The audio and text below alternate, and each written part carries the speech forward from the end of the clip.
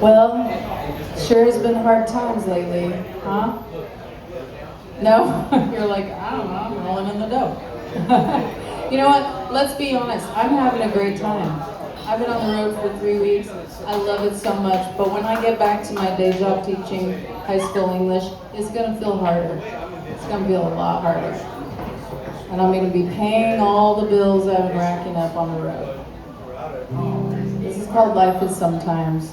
And it's all about how sometimes life is hard and sometimes it's freaking great.